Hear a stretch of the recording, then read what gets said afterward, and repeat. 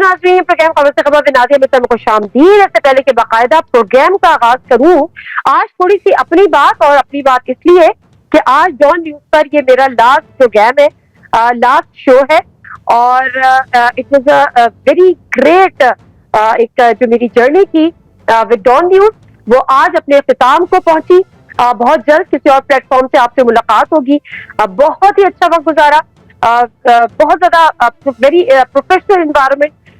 Thankful हूँ don news की management की, अपने तमाम कॉलीग्स की जिन्होंने बहुत ज्यादा कोऑपरेट किया, एक बहुत अच्छा हमें प्लेटफॉर्म हमें दिया और इसी के साथ but definitely life goes on and journey goes on. इसी के साथ हम आज आखिरी प्रोग्राम में आपसे मुखातिब हूँ डॉन न्यूज के प्लेटफॉर्म से। प्रोग्राम का आगाज करते हमें ज्वाइन किया सलीम बुखारी साहब ने, सीनियर पॉलिटिकल एनालिस्ट है, माजिद निजामी साहब same senior political analyst senior journalist, Saeed काजी साहब senior political analyst senior journalist. बहुत बहुत शुक्रिया तीनों मेहमानों का प्रोग्राम में शामिल होने के लिए। और मामलात किधर जा रहे हैं, अल्लाह अल्लाह करके पहले एस्टेब्लिशमेंट से मुज़ाकरात की जिद पीटीआई की, बिलाखिर वो ये मानी कि उसने हुकूमत वक्त से करनी है, लेकिन एक दफा फिर लगता यह है कि बीच में या तो कोई डेडलॉक आ जाएगा या किसी किस्म का कोई खलल आएगा, क्योंकि अब जो चीजें आ रही है, अब जो गवर्नमेंट थी वो इंतजार कर रही थी कि इन राइटिंग देंगे, जो कि उनकी शराइत थी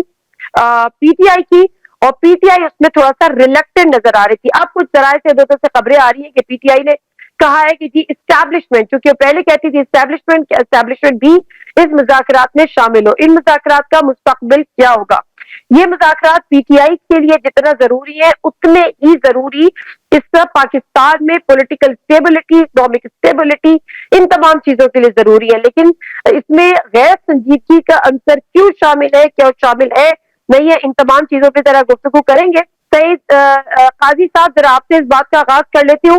सर, ये मामला किधर आपको जाता दिखाई दे रहा है? अल्लाह अल्लाह करके मुज़ाकरात का आगाज हुआ, 2 सेशंस हो गए, उम्मीद हुई कि जी बेहतरी होगी, लेकिन पीटीआई रिलेक्टेंट है तहरीरी तौर पर देने की। वो कहते हैं जी खान साहब से मुलाकात कराएं।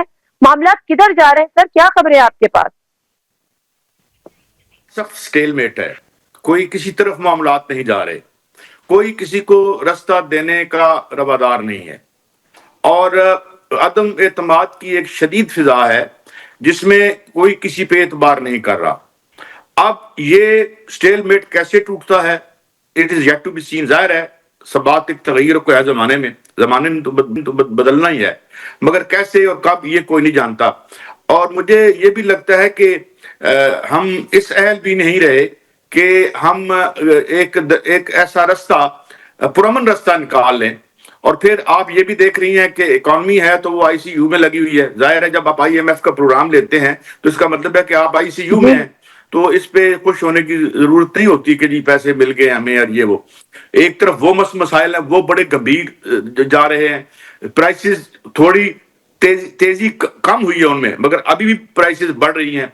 और अगर आ जाता है एक आध और मिनी बजट, जो कि मिनी नहीं बल्कि मैक्सी बजट कहा जा रहा है, वो अगर आता है तो वो एक और महंगाई होगी। आपके ही एक डॉन के एक बड़े रिपोर्टर जिनका मैं वीलॉग देख रहा था, जिसमें उन्होंने दावा किया है कि जो बिजली, गैस और जो तेल है या ये पेट्रोल है उसको तो फ्री छोड़ दिया कि भाई इसमें इजाफा आप नहीं रोक सकते। तो ये है, तो इसलिए होश के नाखून अगर लिए जाएं तो बेहतर है, कोई रास्ता निकाला जाए, इस इकोनॉमिक मॉडल को रीथिंक किया जाए।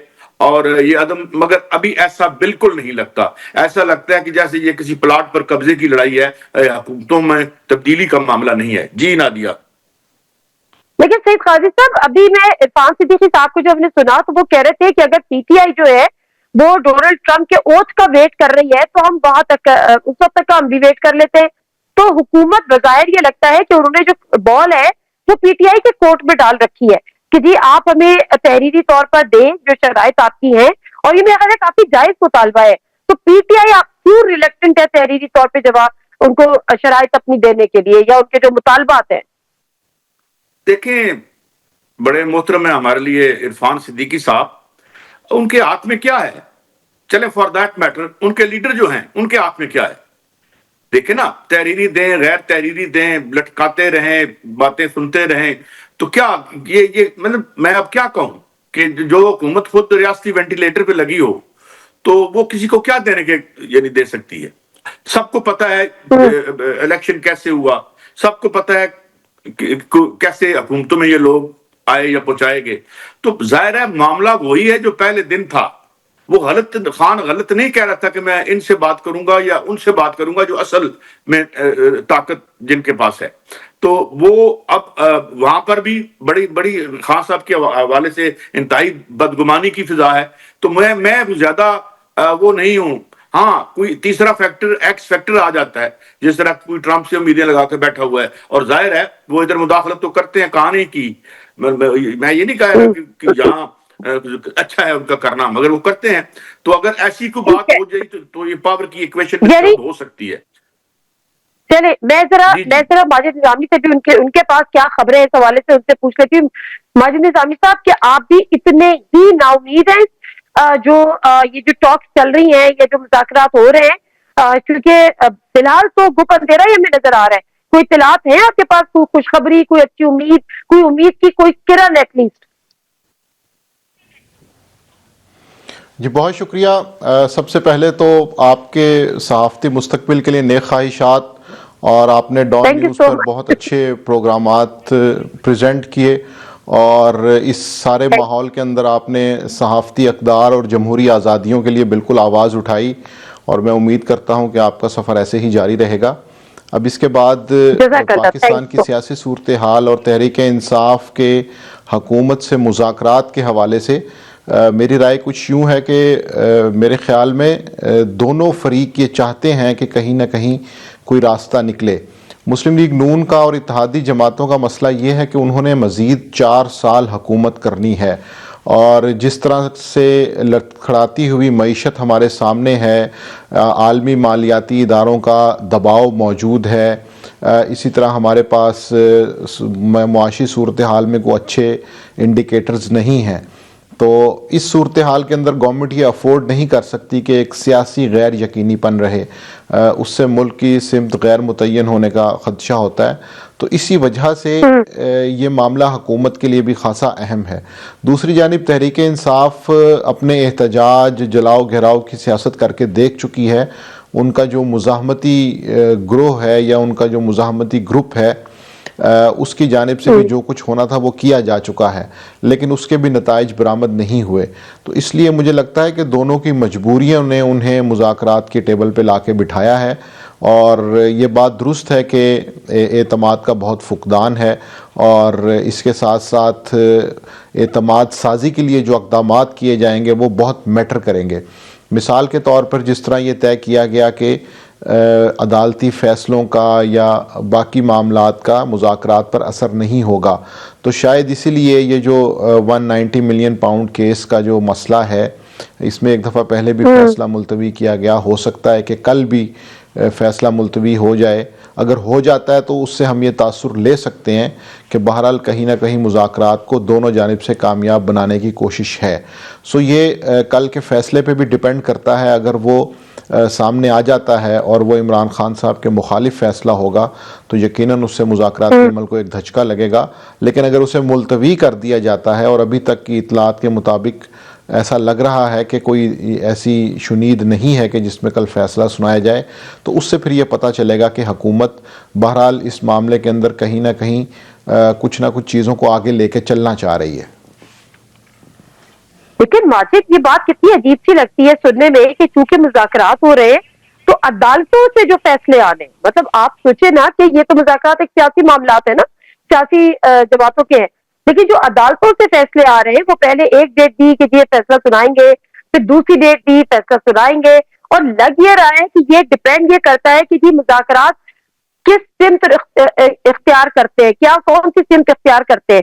مطلب اگر گڈی گڈی ہو گیا تو فیصلہ آ جائے گا، خلاف حق میں آ جائے گا، اور اگر معاملات خراب ہو گئے تو پھر فیصلہ آ جائے گا، خلاف ہو جائے گا. تو یہ بڑا ایک عجیب سا امپریشن نہیں ہے معذرت کے ساتھ، ود آل ڈیو ریسپیکٹ عدالتوں کے ساتھ؟ جی بالکل، یہ بڑا نازک اور حساس معاملہ ہے کہ اس میں ڈائریکٹ ہم عدالتی طریقہ کار پہ گفتگو کر رہے ہیں. لیکن اس سے پہلے مسلم لیگ نون بھی یہی الزامات لگاتی رہی ہے کہ میاں نواز شریف کے خلاف جو فیصلے تھے وہ کہیں اور سے لکھ کے لائے جاتے تھے. کئی دفعہ انتظار کیا جا رہا ہوتا تھا کہ فیصلہ عدالت میں پہنچے گا تو سنایا جائے گا. تو اس طرح کی باز گشت ہمیں گزشتہ 5 سالوں میں کئی مرتبہ سننے کو ملی ہے. تو اسی وجہ سے چونکہ پاکستان ایک ترقی پذیر ملک ہے جس میں جمہوری اور ادارہ جاتی روایات اتنی مضبوط نہیں ہیں، تو اس میں کئی فیکٹرز بالکل انوالو ہوتے ہیں. اور ہم نے دیکھا کہ میاں نواز شریف کے جب ریاست سے معاملات طے پا گئے تو وہی مذاکرات، وہی مقدمات جن کے اندر انہیں سزائیں ہوئی تھیں، جن کے اندر ججز مقرر ہوئے تھے ان کی نگرانی کے لیے، وہ سارے ایک ایک کر کے ختم ہوتے گئے. تو اس لیے ان چیزوں کو بالکل ڈاٹس کو کنیکٹ کر کے ملا کے دیکھنا پڑتا ہے، ٹائم لائن کو دیکھنا پڑتا ہے، اور اس سے پھر یہی پتہ چلتا ہے کہ بہرحال اگر ایسا ہوتا ہے، کوئی ڈیلے آتا ہے تو اسے کانفیڈنس بلڈنگ میئر کے طور پہ پریزنٹ کیا جائے گا، اور یہ کہا جائے گا کہ چونکہ ہماری طرف سے آپ کے لیے ایک مذاکرات کو قائم رکھنے کے لیے کوشش کی گئی ہے تو اب آپ کی جانب سے بھی جواب آنا چاہیے. تو یہ بات درست ہے.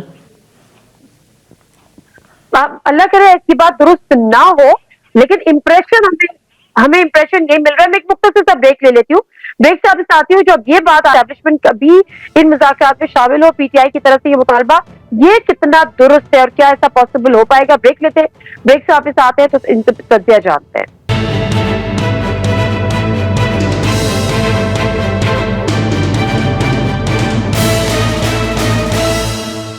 جی ناظرین، پروگرام ایک دفعہ پھر آپ کو خوش آمدید کہتے ہیں، اور اس سیگمنٹ میں ہمیں سلیم بخاری صاحب نے بھی جوائن کیا ہے.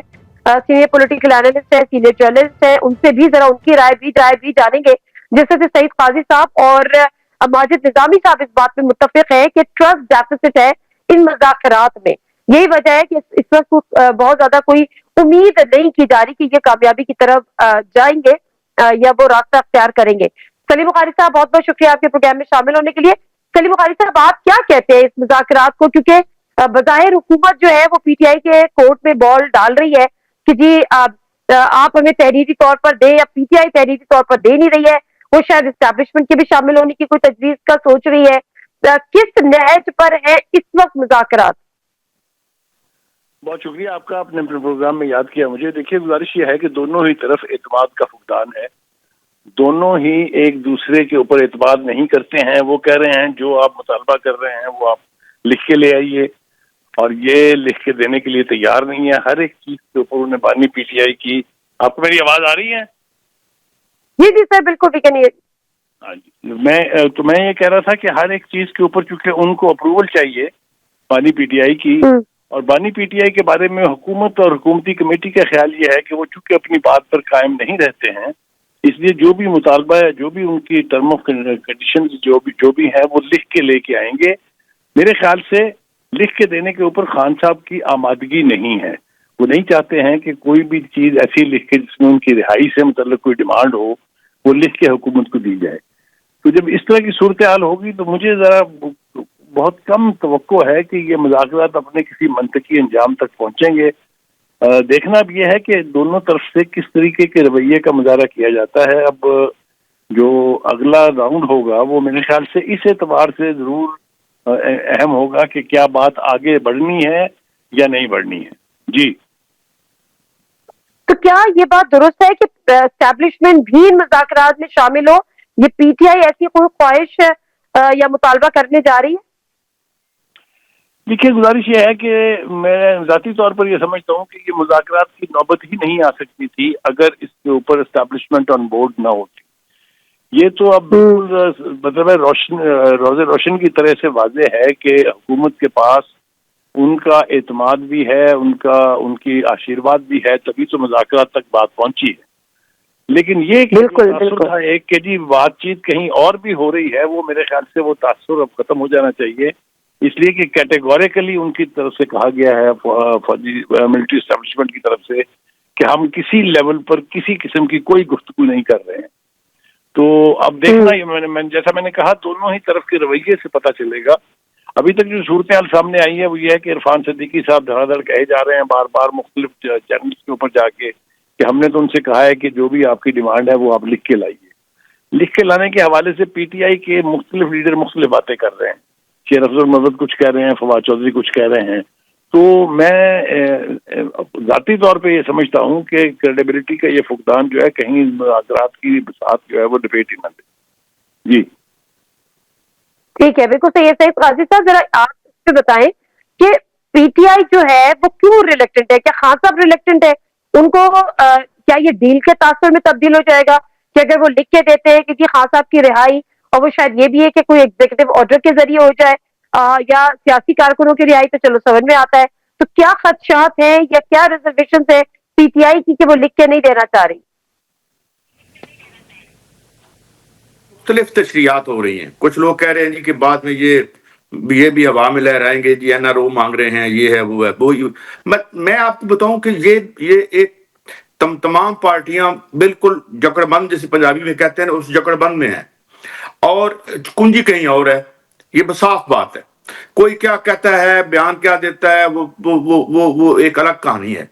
مگر جو اصل کہانی ہے وہ یہ ہے کہ ان کے پاس کوئی کنجی نہیں ہے. یہ تو خود بیچارے جو ہیں، میں نے جیسے کہا کہ یہ ایک ریاستی وینٹیلیٹر پہ لگے ہوئے ہیں.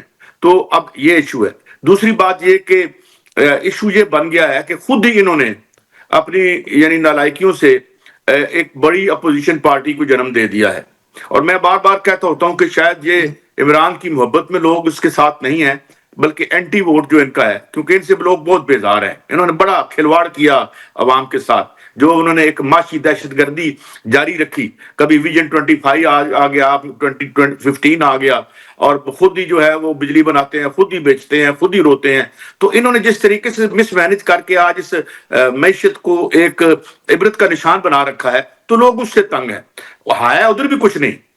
خیر سے اگر وہ پاور میں آ جاتے ہیں دوبارہ سے، میں ان پاپولر بات کر رہا ہوں، تو وہ بھی سال 6 مہینے میں اس سسٹم کے تحت وہ آپ کو نظر آ جائے گا کہ کیا تبدیلی ہے. کیونکہ کارٹلز کو توڑے بغیر اب جو پولیٹیکل کارٹلز اور جو اکنامک کارٹلز کی جو ان کی آپس میں ایک ہو گئے ہیں، لہذا یہ لڑائی آپ کو کوئی سیاسی لڑائی لگ رہی ہے؟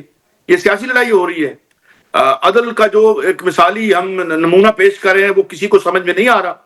تو یہ ہے سماج میں کہیں اور خدا نہ خواستہ کوئی اس طرح کا یعنی کوئی، کیونکہ کسی طرف بھی کسی سمت بھی مجھے کوئی ایسی ریزن نظر نہیں، یعنی ریزنیبل ایٹیٹیوڈ یا کوئی نظریہ نظر نہیں آ رہا، بالکل سوائے اقتدار پر قبضے کے، یعنی ایک بلائنڈ جو فائٹ ہے. تو اس لیے ہم ایک بڑی انفارچونیٹ سچویشن میں ہیں. اس پہ تو اب بات کرتے ہوئے بھی دل جو ہے ملول ہو جاتا ہے جب ہم دیکھتے ہیں ساری چیزوں کو. تو کیونکہ یہ کسی بڑے حادثے سے پہلے کوئی رستہ اگر نکال لیں، تو ورنہ تو پھر چلے جائیں گے اپنے اصل گھروں میں جو جانے والے ہیں، اور عوام پتہ نہیں دھکے کھاتے رہیں گے. تو اس لیے یہ میں تو بہت ہی یعنی کوئی زیادہ آپٹیمسٹک ویو میرا نہیں ہے، اور نہ ہی ان کی صلاحیتوں پر مجھے اتنا کوئی گمان ہے کہ یہ اسے ہمیں اس میں سے نکال کے بحران سے لے جائیں گے. Rather they are part of the problem, they are a problem. اور جو سلوشن ہے وہ بیانڈ دس رولنگ ایلیٹ ہیں، چاہے وہ ڈیوائڈ کی کسی سائڈ پہ کیوں نہ بیٹھی ہو. میری تو یہ رائے ہے، غلط ہو سکتی ہے مگر جی. ہاں، لیکن بڑی عجیب سی بات ہے کیونکہ پوری قوم جو ہے پورا اسٹینڈ اسٹل ہے ماجد نظامی صاحب، لیکن دونوں فریق اس وقت ہمیں سنجیدہ نظر نہیں آتے. شاید اس کی وجوہات یہ ہے کہ دونوں کے ایک دوسرے سے مطالبات جو ہے وہ شاید دونوں، ظاہر سی بات ہے اگر پی ٹی آئی کے مطالبات تسلیم کر لیتے ہیں تو ایونچولی، اور جو یہ کہا جا رہا ہے کہ جی خان صاحب کو آفر کی گئی ہے تو آپ بنی گالا چلے جائے، خاموش رہے، 4 سال اس حکومت کو پورا کرنے دے.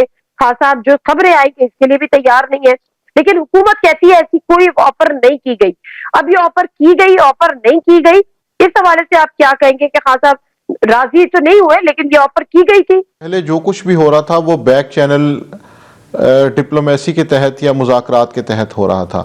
اور اس سارے معاملے کے اندر جب ہم عمران خان صاحب کو اور ان کے اسٹیبلشمنٹ سے تعلقات پہ نظر ڈالتے ہیں تو مجھے لگتا ہے کہ اب وہ وقت آ گیا ہے کہ جب تحریک انصاف میں عمران خان صاحب کو 9 مئی کے حوالے سے ایک واضح پوزیشن اختیار کرنی پڑے گی.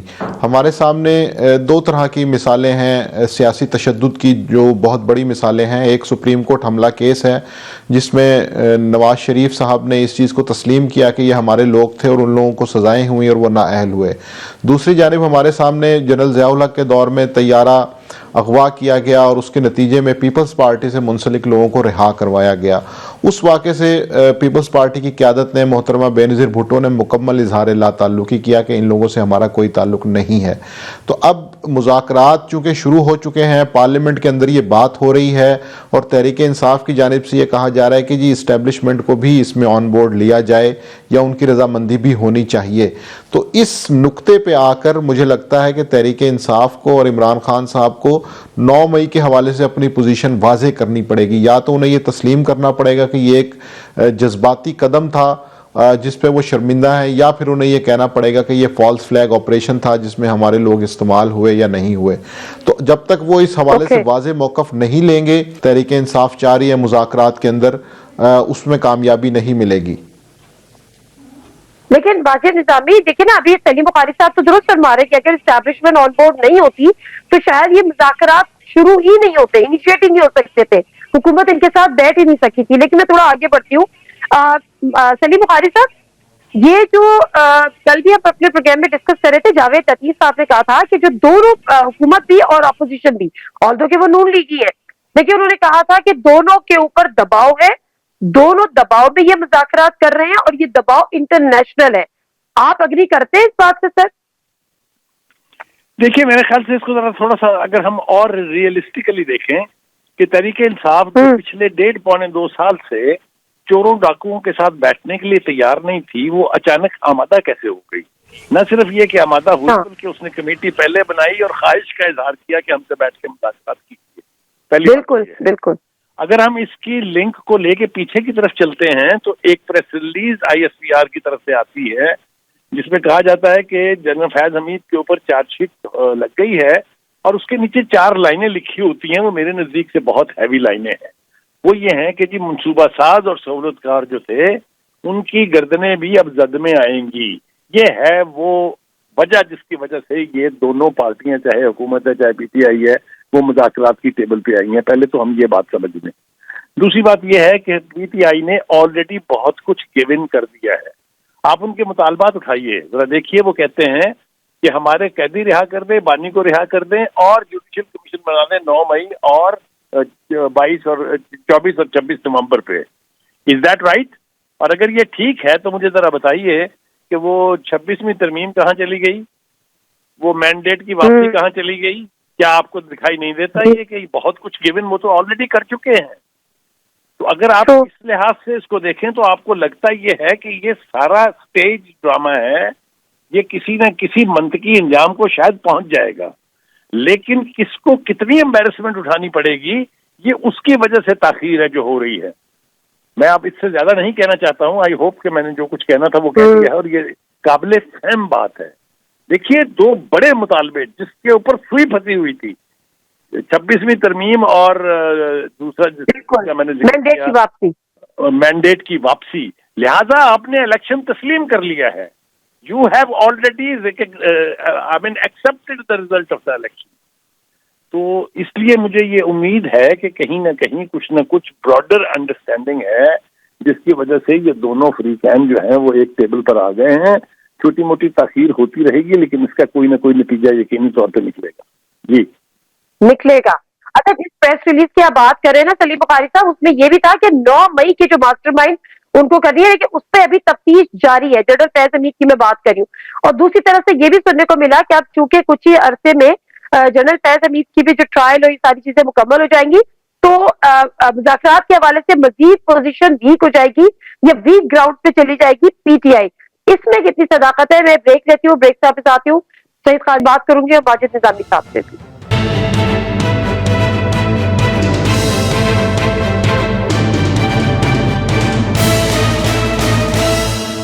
جی ناظرین, پروگرام میں ایک دفعہ پھر آپ کو خوش آمدید کہتے ہیں اور بات کو وہیں سے میں کنٹینیو کروں گی. اس کے علاوہ پیپلز پارٹی کے حوالے سے بات کریں گے. وہ حکومت وقت کو آ کے دکھا رہی ہے اور آ کے دکھائی چلی جا رہی ہے, اس کے پیچھے کیا راز ہو سکتا ہے. لیکن سعید قاضی صاحب ذرا اس سے اپنا انالیسس دیجیے گا جو کہ سلیم بخاری صاحب فرما رہے کہ کوئی نہ کوئی کنیکشن ہے اس مذاکرات کا جنرل فیض حمید کے ملٹری ٹرائل سے یا کورٹ مارشل سے. آپ بھی ایسی دیکھتے ہیں؟ میں یعنی یہی بادی النظر میں ایسے لگتا ہے شاید اس کا کوئی تعلق ہو، مگر مجھے یوں لگتا ہے کہ یہ خود اس طرح سے پوری اشرافیہ بند گلی میں کھڑی ہے کہ اس کے پاس کوئی پلان نہیں ہے. یہ ڈے ٹو ڈے ایگزسٹنس ہے، یا جسے کرائسس مینجمنٹ ہے، یہ ٹرائی کر لو، کر لو. مقصد ایک ہی ہے، to keep Imran Khan out of the politics and power, اور to stay in the power, ایک دوسرا جو گروپ ہے. تو اب اس مقصد کے لیے یہ کوئی نہ کوئی ریزن ہے. اور باقی رہی بات 26ویں ترمیم کی اور اس الیکشن کی، یہ تو یقیناً ہماری قابل فخر پارلیمانی تاریخ میں ہماری آنے والی نسلیں بھی بڑی فخر سے سر بلند ہوگا، جس طرح سے 26ویں آئینی ترمیم پاس ہوئی اور جس طرح سے ماشاءاللہ یہ شفاف الیکشن ہوا. تو کچھ سیملس بھی نہیں رہی نا. اب تو سیدھا بھائی کپڑے ہی اتر گئے نظام کے. تو اس لیے یہ کوئی اس میں لیٹس ناٹ ٹرائی ٹو وہاں سے کچھ سینس نکالنے کی ہم کوشش نہ کریں. بس کچھ گولز ہیں اور ان کا حصول ہے، وہ اقتدار ہے اور اقتدار میں رہنا ہے. انہوں نے اپنے کیس ختم کرانے تھے، وہ کروا لیے، اور اب they want to stay here. اقتدار سے باہر ہوں گے تو باہر تشریف لے جائیں گے. تو اس میں کچھ زیادہ سینس ہمیں دیکھیں نا. جس ملک کا یہ عالم ہو کہ وہ 2-3 ارب جو رول اوور کے لیے دھکے کھا رہا ہو، اور یہاں پہ ہم بغلیں بجائیں گے تو نیا لون مل گیا ماشاءاللہ. اکانومی ICU میں ہے. IMF اور ورلڈ بینک آج پھر خبر لگی ہے بڑی فخریہ کہ $10 بلین ہمیں دے گا اتنے سال میں. Very good. پے تو ہم نے کرنے ہیں، کھانے آپ نے. تو اس لیے میں اس میں کوئی لاجک، کوئی سینس ڈیفائی کر رہی ہے پوری سچویشن. کیونکہ جن لوگوں کے ہاتھ میں زمام کار ہے، مجھے نہیں پتا کہ وہ کیا سوچتے ہیں یا کیا ان کا ذہن ہے یا کیا دیکھتے ہیں. لہذا میرا تو جو تجزیاتی جو عقل جو ہے نا وہ بس بالکل ختم ہو گئی ہے جب میں ان کی دانش کو دیکھتا ہوں، جب میں ان کی ویژن کو دیکھتا ہوں. تو اس لیے میرے خیال میں very sorry state of affairs, میں یہی کہہ سکتا ہوں اس پہ. جی ہاں، یہ بات تو آپ کی بالکل ٹھیک ہے. Sorry state of affairs. Majid Nizami, دو چیزیں. ایک تو یہ کہ جو ہم بات کر رہے ہیں کہ جی یہ کہیں نہ کہیں کوئی نہ کوئی کنیکشن میٹ کرتا ہے جنرل فیض حمید کے ٹرائل کے حوالے سے یہ جو مذاکرات. دوسری طرف کیا PTI بھی ڈیفینیٹلی اس چیز کو سمجھتی ہے، لیکن PTI کو کیا جو ہے وہ ڈونلڈ ٹرمپ سے بھی کوئی امیدیں ہیں کہ 20 جنوری کو وہ اوٹ لے لیتے ہیں تو اس کے بعد ان کے لیے فضا جو ہے سازگار ہو جائے گی، جس طرح سے فان صدیقی صاحب نے کہا ان کا انتظار ہے تو وہ بھی کر لیتے ہیں. جی بالکل. تحریک انصاف اور جنرل فیض حمید کا معاملہ اس لیے بھی کنیکٹڈ لگتا ہے کہ جنرل فیض حمید پر جو الزامات ہیں ان میں پوسٹ ریٹائرمنٹ جو ایکٹیویٹیز ہیں ان کے اوپر خاصی توجہ دی گئی، اور اس کے حوالے سے پریس ریلیز جو بھی جاری کی گئی اس میں اس چیز کا تذکرہ تھا. تو پوسٹ ریٹائرمنٹ کی جو سرگرمیاں ہیں ان میں تو پھر یہ سارا معاملہ 9 مئی کا اور باقی چیزیں اس میں آتی ہیں. انہوں نے اپنی سروس کے دوران کیا کیا اس کے اوپر میرا خیال ہے کوئی توجہ نہیں دی گئی، لیکن جس طرح سے اس کے پوسٹ ریٹائرمنٹ پہ زور دیا گیا تو اس سے یہ معاملہ تحریک انصاف سے ہی لنک ہوتا نظر آتا ہے. اور دوسری وجہ مجھے یہ لگتی ہے کہ تحریک انصاف کی جانب سے جلسے کیے گئے، جلوس کیے گئے، پنجاب میں احتجاج کی کالز دی گئیں، لیکن اس سے وہ پریشر بلٹ نہیں کر پائے جو مطلوبہ نتائج کے لیے انہیں درکار تھا. تو یہ دو ایسے معاملات ہیں کہ جن کی وجہ سے لگتا ہے کہ تحریک انصاف اب یہ دیکھ رہی ہے کہ ان کے جو آپشنز تھے وہ ختم ہوتے جا رہے ہیں. تو اس لیے پھر انہوں نے اپنا سارا نیریٹو چینج کرتے ہوئے مذاکرات کی طرف آنے کی کوشش کی ہے. ابھی بھی ان کا مزاحمتی گروپ اس کے حوالے سے مختلف بیانات دیتا ہے، لیکن عمومی طور پر عمران خان بھی یہ سمجھ چکے ہیں کہ شاید اب سڑکوں کے ذریعے وہ تبدیلی نہیں لا سکتے، تو اس لیے پھر انہوں نے یہ رستہ اختیار کیا. امریکہ سے امید برقرار ہے ان کی؟ جی اس کی وجہ یہ کہ کچھ نہ کچھ نیریٹو تو اپوزیشن اپنے کارکنان کو دیتی ہے کہ جس سے وہ لہو گرم رکھنے کے کئی بہانے ہوتے ہیں. ان میں سے ایک یہ بھی ہے، اور ان کے حق میں جو کچھ ٹویٹس ہوئیں یا ملٹری کورٹس کے فیصلوں کے اوپر جو عالمی رد عمل آیا اس سے ان کو ایک تقویت ضرور ملی ہے. لیکن میں یہ سمجھتا ہوں کہ ریاست جب دوسری ریاست سے ڈیل کرتی ہے تو ایک سے زائد مفادات کو مد نظر رکھا جاتا ہے، اور یہ معاملہ اتنا سادہ نہیں لگتا کہ ایک فون کال آئے گی اور اس کے اوپر یہ سارا معاملہ حل ہو جائے گا. کیا وہ فون آئے گا یا نہیں آئے گا یہ بھی سوالیہ نشان ہے، اور کیا اس کے حوالے سے اسٹریٹجی بنائی جائے گی یہ بھی سوچنے کی بات ہے. تو ابھی تک تو کارکنان بڑے پر امید ہیں، لیکن مجھے لگتا ہے کہ سنجیدہ حلقوں میں اس حوالے سے کئی سوالات ہیں. کیا اسٹریٹجی بنائی جائے گی؟ اور کچھ تو بتا رہے ہیں کہ اسٹریٹجی بنا بھی لی گئی ہے، اس پہ کام بھی شروع کر دیا گیا ہے. سلیم قادری صاحب ذرا پیپلز پارٹی کی بات کر لیتی ہوں. Peoples Party off and on ناراض ان سینس کے تحفظات کا اظہار کرتی رہتی ہے. پھر آج شازیہ ملک صاحبہ نے بھی کہا کہ حکومت اگر نکل جائیں گے اتحاد سے تو حکومت گر جائے گی.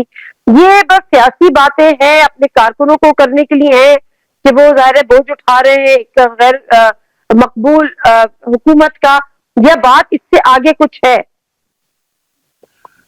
میں اگر آپ مجھے اجازت دیں کہ میں چھوٹا سا ایک کامنٹ کرنا چاہتا ہوں جو گفتگو قاضی صاحب نے کی. ایک تو میں لارجلی اگری کرتا ہوں ماجد نظامی صاحب نے جو کچھ کہا، ماجد نظامی صاحب نے وہ بالکل حقیقت کے بہت قریب ہے. دوسری بات یہ کہ اکانومی کی بات ہوئی ہے کہ بہت برے حالات ہیں اکانومی کے، تو یہ ذرا ہم اگر طے کر لیں کہ یہ آئی سی یو میں کب سے ہے، کیونکہ مجھے یاد ہے جب یہ آئے تھے تو اس وقت ڈیفالٹ ہونے کا خطرہ نہیں تھا، بلکہ ان کا بیان تھا اپنا کہ یہ تو ڈیفالٹ آلموسٹ ہو چکا ہے. تو یہ اکانومی آئی سی یو میں بہت پرانی ہے. دوسری بات یہ کہ پریزیڈنٹ صاحب کا فون جو ہے، آپ کو یاد ہوگا بڑی دیر تک بائیڈن کے بھی فون کا انتظار کیا گیا تھا، اگر آپ کو یاد دلاؤں میں، تو باقاعدہ یعنی پبلک اسٹیٹمنٹ سے بہت کوششیں کی گئی، سفیر سے کہہ کے وہاں اسٹیٹ ڈپارٹمنٹ سے ریکویسٹ کی گئی، وہ کال بھی نہیں آئی تھی. اور جہاں تک تعلق ہے پریزیڈنٹ ٹرمپ کے منتخب ہونے کے بعد، دیکھیے جو سپر پاورز ہوتی ہیں وہ انڈیویجولز کے ساتھ ڈیل نہیں کرتی ہیں، وہ اسٹیٹس کے ساتھ، اسٹیٹ کے جو یعنی جو حکومت ہوتی ہے ان کے کام ان سے نکلتے ہیں. اگر اور کروڈلی میں بالکل ٹھیک ہے کہ چاہے وہ افغانستان کا معاملہ ہو چاہے عراق کا معاملہ ہو، تو یہ حکومت اور حکومت کے ذریعے فوج کے ذریعے سے اپنے مقاصد حل کرتے ہیں. کسی قیدی کے پاس جانے کے جس کو عدالتوں کے ذریعے سزا ہوئی ہو یا اس پہ مقدمات ہو رہے ہوں، کوئی پریسیڈنٹ مجھے بتا دیجیے اگر کوئی آپ کو یاد ہو امریکہ کی 300-400 سال کی تاریخ میں. لیکن بہرحال بالکل صحیح ہے، نظامی صاحب نے بالکل ٹھیک کہا. پیپلز پارٹی خون گرم رکھنے کا یہ ہے. جی آ جائیے پیپلز پارٹی کے اوپر. دیکھیے پیپلز پارٹی گڈ کاپ بیڈ کاپ کھیل رہی ہے بڑے عرصے سے. آپ کو یاد ہوگا پی ڈی ایم کی حکومت میں بلاول بھٹو صاحب جو تھے وہ وزیر خارجہ تھے، اور جب وہ حکومت ختم ہوئی تو انہوں نے کہا میرا تو کوئی تعلق ہی نہیں تھا اس سے، مجھے تو پتہ ہی نہیں یہ فیصلے کیا کرتے تھے. ایسا ہی اب بھی ہو رہا ہے. دیکھیے اسی حکومت کے بلبوتے کے اوپر زرداری صاحب ایوان صدر میں بیٹھے ہوئے ہیں، بھولنا نہیں چاہیے ہمیں. اور بہت سارے بینیفٹس جو ہیں اس کے ساتھ اٹیچ ہیں، چاہے وہ کچھ کسی جگہ کی اسپیکرشپ ہے، چاہے وہ کہیں کی سامنے ہے. تو یہ گڈ کاپ بیڈ کاپ زرداری صاحب کی زبان سے آپ کو کبھی اس طرح کے تیر نکلتے دکھائی نہیں دیں گے جو بلاول اس پوزیشن میں ہے کہ ان کو بھی اپنی پارٹی کے لوگوں کا خون گرم رکھنا ہے. تو یہ میں نہیں سمجھتا کہ اس میں کوئی سیریس لیول کے اوپر ان کا کوئی بریک اپ خطرے کی بات نہیں ہے. ٹھیک ہے، بہت دونوں ایک دوسرے. Thank you so much.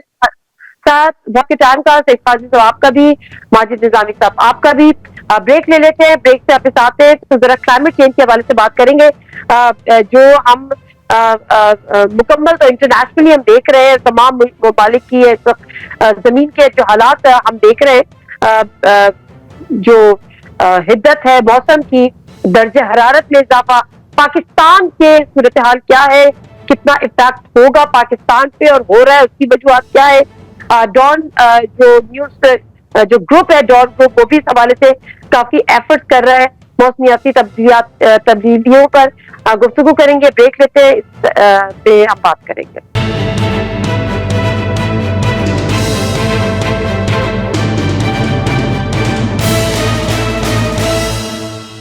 Programme میں پھر آپ کو خوش آمدید کہتے ہیں. اس آخری سیگمنٹ میں ہم کلائمیٹ چینج کے حوالے سے بات کریں گے. ڈان نیوز کا جو ایک کیمپین چل رہی ہے بریتھ پاکستان، اس کے حوالے سے، اور ہمارے ساتھ جنید یامین موجود ہے جو کہ ماہر ہیں موسمیاتی امور کے. بہت شکریہ جنید یامین آپ کے ٹائم کا. جنید یہ بتائے گا کہ جو کلائمیٹ چینج ہے اس سے کس طرح سے نمٹے، کیونکہ ہم دیکھ رہے ہیں کہ پورے دنیا میں اگر جو موسمیاتی تبدیلی ہے اس کے حوالے سے جو ہے وہ بڑا اس کا شکار ہے. آلدو کہ پاکستان اس کا ذمہ دار نہیں ہے لیکن پھر بھی افیکٹو ہے. اس سے کیسے اس چیلنج سے نپٹا جائے؟ اچھا جی، موسمیاتی تبدیلی کے چیلنج سے کیسا نمٹا جائے گا؟ موسمیاتی تبدیلی اس وقت گلوبل وارمنگ کی وجہ سے ہو رہی ہے، کیونکہ دنیا کا درجہ حرارت بڑھ رہا ہے، یہ ہم سب کو پتہ ہے. تو اس کو ساری دنیا کے ہر ملک نے، ابھی COP29 بھی ہوا انہوں نے سارے ملک اور ان کنٹریز اینڈ گورنمنٹس نے کچھ کمٹمنٹس دی ہیں. ہمیں ان کمٹمنٹس کو, پاکستان نے بھی کمٹمنٹس دی ہیں, سارے ملکوں کو اپنی کمٹمنٹس میٹ کرنی پڑیں گی. جب یہ نیٹ زیرو کی طرف جانا پڑے گا کہ جتنی آپ لوگ ایمیشنز آپ کی تاکہ جتنی آئیں اتنی ہی ایبزارب بھی ہوں, تو تب یہ کنٹرول ہو سکتا ہے, اور یہ ہر ملک کو اپنا اپنا کام اس میں کرنا پڑے. اچھا, تو میجر, بالکل ٹھیک ہے, جو اس کا میجر فیکٹر ہے وہ کاربن ڈائی آکسائڈ کا اخراج بھی ہے. تو اب جس کی وجہ سے جو ہے وہ ہم دیکھ رہے ہیں کہ ٹیمپریچر بھی ریز کر رہا ہے, یعنی درجہ حرارت بہت زیادہ بڑھ رہا ہے. اس کو کیسے کنٹرول کریں؟ جی, سب سے دیکھیں, اس پہ بہت امپورٹنٹ سوال ہے کہ کاربن ہے یا گرین ہاؤس گیس ایمیشنز ہیں, اس کو ہم نے کنٹرول کرنا ہے.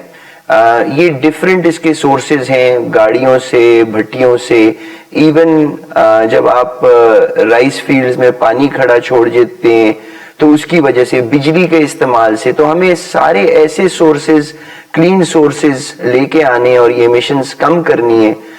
بہت سارے طریقے ہیں, یہ بہت بڑا سوال ہے, لیکن اس کا بہت اچھا جواب یہ ہے کہ ملک کو ملکی سطح پہ, یو این گلوبل سطح پہ, اور ہر انڈیویجول اپنی سطح پہ, یعنی کہ اگر ایون یہ بھی کریں کہ ہم اپنے بلب ایسے بلب لیں جو انرجی کم کنزیوم کرے, اور یا لائٹیں, ایک کانسیپٹ ہے کل دا ویمپائر پاور, یعنی کیا آپ لوگوں کو یہ بات پتہ ہے کہ 25% بجلی ایک گھر کی استعمال ہوتی ہے, ضائع ہوتی ہے, جو ہم ان پلگ ڈیوائسز چھوڑ دیتے ہیں, یعنی چارجر لگا ہوا چھوڑ دیا, یعنی ٹی وی کا پلگ, ٹی وی آف ہے لیکن ٹی وی لگا ہوا چھوڑ دیا, کافی مشین لگی ہوئی چھوڑ دی. یہ سارے بجلی کے پلگ بھی ہم بند کر دیں, اور جب استعمال کریں اور اس کے بعد پلگ نکال کے لائٹ آف کر دیں, 25% بجلی کا بل آپ کا کم ہو سکتا ہے. ایک تو آپ بجلی کا بل کم کریں گے, اور دوسرا آپ کیا کریں گے, جدھر سے بجلی سورس سے آ رہی ہے ادھر کاربن ایمیشنز ادھر کم ہوں گی. تو یہ ہر انڈیویجول کا کام ہے کہ وہ یہ سوچے, اور اس پہ ایجوکیشن, ٹی آر سی جو ہے انہوں نے اور ہم نے ایجوکیشن پروگرام بھی لانچ کرنے لگے ہیں. ادھر ہی اسٹیپ سکولز ہیں F11 میں, ان کے ساتھ ہم پہلا پروجیکٹ کر رہے ہیں. ہر بچے کو, ہر انسان کو یہ فائٹ لڑنی پڑے گی. ٹھیک ٹھیک. اچھا, اب یہ جو ہم کلائمیٹ چینج کی ہم جو بات کرتے ہیں تو اس کو ہم دیکھ رہے ہیں کہ عالمی سطح پر بھی اگر بات کریں تو زمین کا درجہ حرارت بڑھ رہا ہے. پاکستان کے لیے یہ کتنا بڑا مسئلہ ہے, یا پاکستان کے لیے کتنا بڑا چیلنج ہے اسپیسیفکلی؟ موسمیاتی تبدیلی اسپیشلی پاکستان جیسے ملک کے لیے بہت ایک بڑا مسئلہ ہے. ہم یہ سمجھتے ہیں کہ پولیٹیکل, یہ ایک ٹرائنگل سمجھ لیں, اس طرح کا ٹرائنگل, اس میں آپ کے ٹرائنگل کے ایک سائڈ پہ پولیٹیکل سٹیبلٹی ہے, ایک طرف اکنامک سٹیبلٹی ہے, اور ایک طرف کلائمیٹ چینج ہے. ہمیں یہ بات پتہ ہے, ہم نے یہ دیکھا ہوا ہے کہ پولیٹیکل اکانومی انسٹیبل ہو, پولیٹیکل لینڈسکیپ انسٹیبل ہو تو اکنامک انسٹیبلٹی بھی آتی ہے, یا وائس ورسا. لیکن اگر کلائمیٹ چینج آیا تو یہ دونوں کو تباہ کر سکتا ہے. یعنی کووڈ سمجھ لیں, اگر کووڈ کو آپ امیجن کریں کہ 3 سال میں کووڈ آیا تھا اور اس نے تباہی مچا دی تھی پوری دنیا میں, کلائمیٹ چینج اس سے ہزاروں گنا زیادہ بڑا ہے. تو ہمیں یہ بات بہت زیادہ ضروری سمجھنی ہے کہ اس ایشو کو ایزی نہیں لینا, اس کو ایڈریس کرنا ہے. اور public sector, not for private sector, and private sector, not for profit sector, private sector اور پبلک سیکٹر نے مل کے یہ کام کرنا ہے, ورنہ یہ بہت ساری تباہی آ سکتی ہے. جگنو ہمارے ختم ہو گئے, آپ کو نہیں نظر آتے, میرے بچپن میں ہر جگہ جگنو نظر آتے تھے.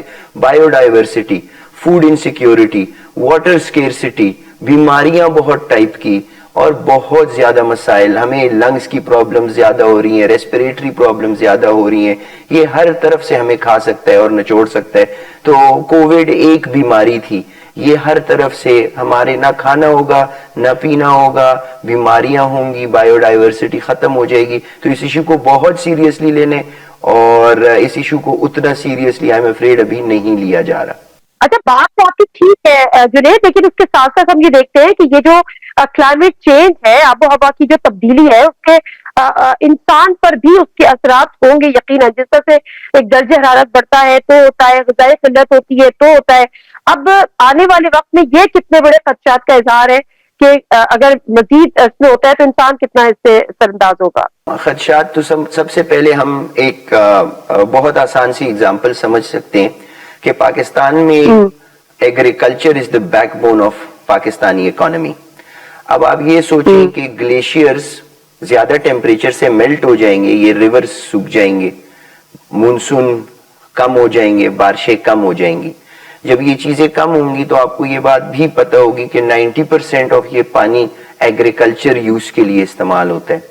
تو جب یہ پانی درجہ حرارت بڑھنے کی وجہ سے گلیشیئرز ختم ہو جائیں گے, پگھل جائیں گے, ریورز میں پانی, کنالز میں پانی ختم ہو جائے گا اور مونسون بھی کم ہو جائے گی, تو فصلیں بھی کم ہو جائیں گی. فصلیں جب کم ہوں گی تو فوڈ انسیکیورٹی ہوگا, پاکستان نہ ایکسپورٹ کر سکے گا, نہ اتنی پیداوار کر سکے گا کہ اپنے مسائل اور فوڈ انسیکیورٹی کے مسائل بڑھ جائیں گے.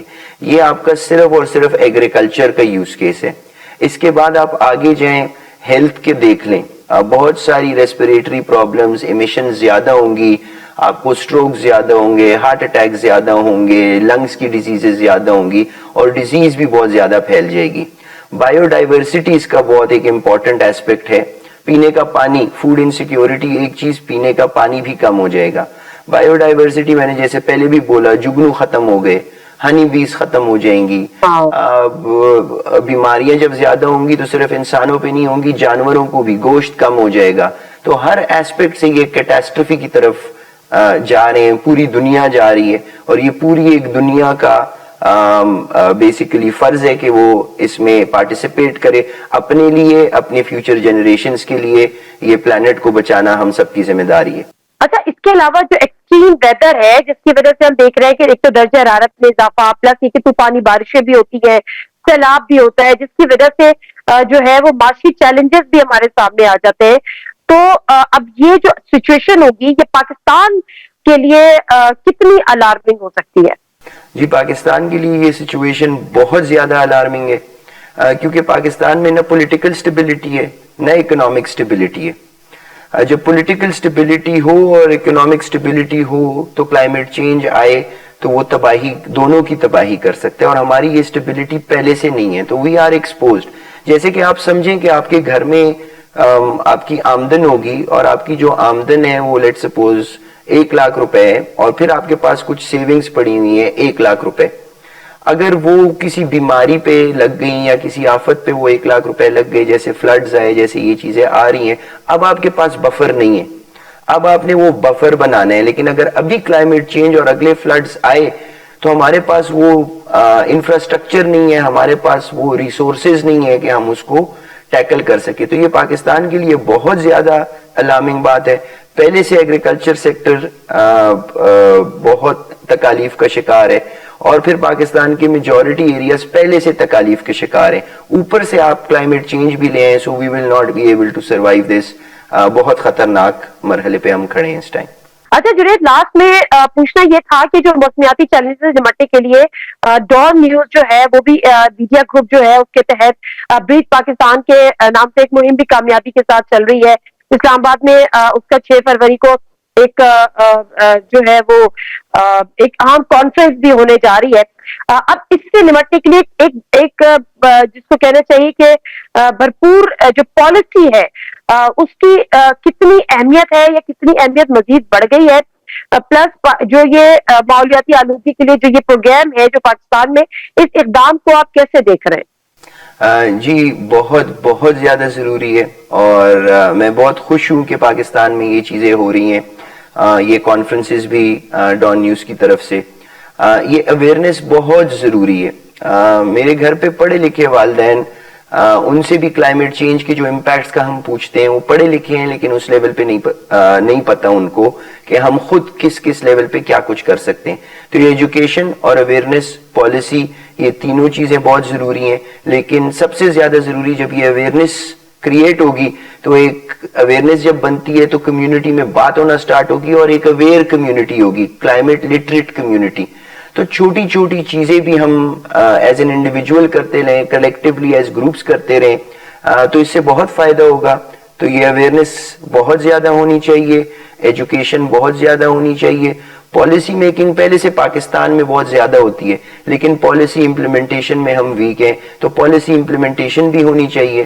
اور جس طرح پرائیویٹ سیکٹر نے تھرو اویئرنیس یا تھرو ویدر والے یا تھرو TRC یا بہت سارے اور ادارے ہیں باخبر کسان جو پرائیویٹ سیکٹر میں بھی کام کر رہے ہیں, تو حکومت کو پرائیویٹ سیکٹر کو اور ناٹ فار پروفٹ سیکٹر کو یہ بھی ایک کمیونٹی کا حصہ ہے, ان سب کو ایک آل انکلوسیو اپروچ لے کے ہم نے آگے بڑھنا ہے. تو اس تحت یہ بہت ایک امپورٹنٹ ایونٹ ہوگا جس کو I am looking forward to it, and انشاءاللہ یہ پاکستان کے لیے اچھا ثابت ہوگا. Thank you very much Junaid Yamin, آپ کی بڑی انفارمیٹو یہ گفتگو تھی اور یقیناً اس سے بڑی ایک آگاہی کے طور پہ ہمارے ناظرین نے بھی لیا ہوگا. آپ کو بہت بہت شکریہ پروگرام میں شامل ہونے کے لیے. اور ناظرین, جس طرح سے پروگرام کے شروع میں نے آپ کو بتایا تھا کہ ڈان نیوز پر آج میرا یہ لاسٹ پروگرام ہے اور آئی ایم شیور انشاءاللہ بہت جلد کسی اور پلیٹ فارم سے آپ سے ملاقات ہوگی. تب تک کے لیے اجازت دیجیے. اللہ حافظ.